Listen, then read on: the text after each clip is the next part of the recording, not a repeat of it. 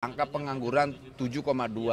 Ya memang ini kita melihat angka ini begitu luar biasa ya. Kita harus punya tanggung jawab negara dalam melihat angka-angka yang menurut kami ini memprihatinkan. Tapi memang ini fenomena global yang nggak bisa kita tutup mata terhadap persoalan. Tapi kita juga negara nggak boleh diam dalam hal itu. Nggak boleh peka dan nggak boleh juga sibuk hanya persoalan-persoalan yang tidak substansial. Hari ini problem 7,2 juta itu di depan muka kita. Tinggal bagaimana kita mencari solusi yang terbaik buat mengurangi atau setidaknya ada regulasi yang berpihak terhadap mereka. Seperti itu kira-kira. Terkait dengan kasus job fair yang di Bekasi yang membludak itu. Ya, ini juga memprihatinkan kita ya, job fair begitu luar biasanya ekspektasi masyarakat dalam mencari lapangan pekerjaan. Dan itu ya kami turut prihatin ya atas kejadian itu. Dan kita semoga nanti, itu kan sebetulnya ada di pemerintahan kota Bekasi ya, mereka harus bertanggung jawab terhadap hal itu. Tapi saya yakin niat pemerintah kota itu kan punya niat baik membuka job fair lapangan pekerjaan di angka kalau nggak salah 2.500, 2.000 gitu. Ternyata di luar ekspektasi yang datang itu puluhan ribu, 25.000, 10 kali lipat dengan space tempat yang tidak memadai. Kayak begitu, kita tidak bisa saling menyalahkan, tapi ini menjadi koreksi kita sebagai pemerintah. Pak, ada juga dugaan kalau salah satu HRD dari perusahaan yang mengikuti job fair itu bilang ini hanya formalitas karena perusahaan itu mengikuti aturan dari pemerintahan untuk menggelar job fair, itu gimana Pak? Nah itu pernyataan yang nggak bertanggung jawab, formalitas. Saya minta HRD-nya untuk segera dipecat itu. Kok pernyataannya kurang ajar segitu, formalitas. Jangan bikin job fair kalau begitu. Gitu berarti dia ngada-ngada tuh. Gitu. Saya mau tahu nama perusahaannya HRD ini siapa?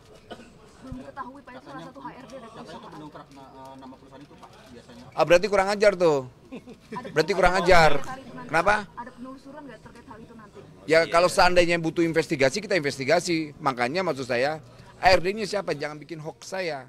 Gitu. Pak yang pada komen katanya tuh Masa netizen? Saya tanya pertanyaannya, netizennya hadir nggak di situ? dari HRD itu katanya tuh Kemarin netizen juga bilang Tuhan udah turun ngasih kerjaan, bukan lapangan pekerjaan. Serius nggak bohong? Gimana tuh? Kemarin ada malaikat di Kementerian Tenaga Kerja, malaikat turun memberi tenaga kerja, kata HRD. Masa kamu nurutin dengan kata-kata? Fakta dong bicaranya. Kenapa? Kalau itu benar gimana Pak, ada penelusuran? Ya wajib dong, nggak boleh. Karena itu kumpulan masyarakat atau rakyat yang ingin mencari kerja. Kemudian berarti ada sebuah kebohongan di situ. Sampai HRD ngomong begitu kan kurang ajar itu.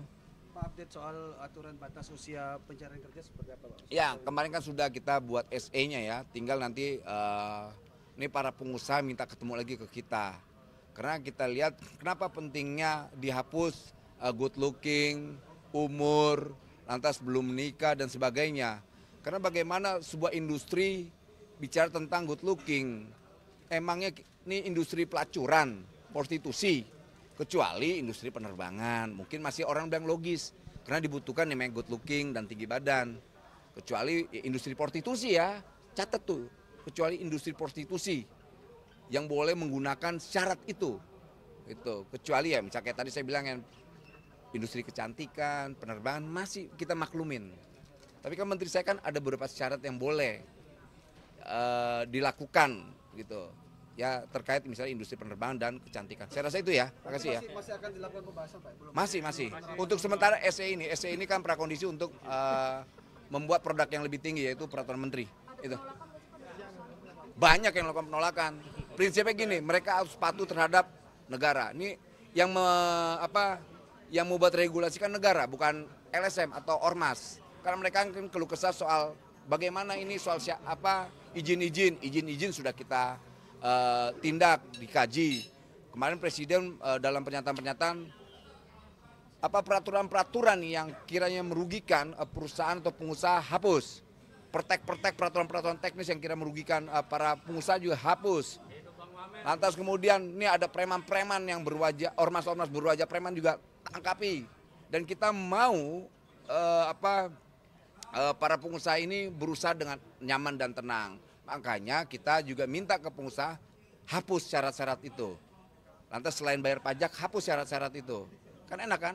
Karena kapasitas negara ini bukan membatasi atau merusak bisnis mereka. Kita dalam kapasitas kita dalam mendukung mereka untuk berusaha biar lancar, biar dapat untung juga. Itu biar Republik ini ke depannya lebih baik. Ya, makasih ya. Thank you, Bro. Makasih.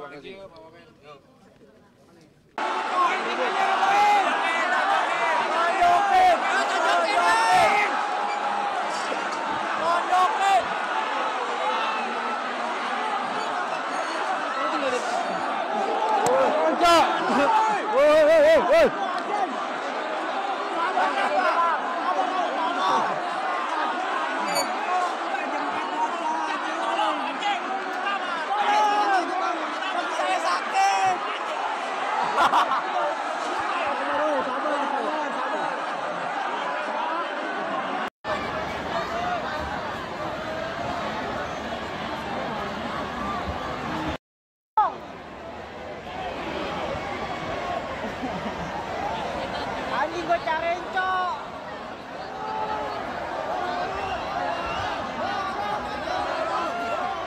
Bolos. Bagi, oi.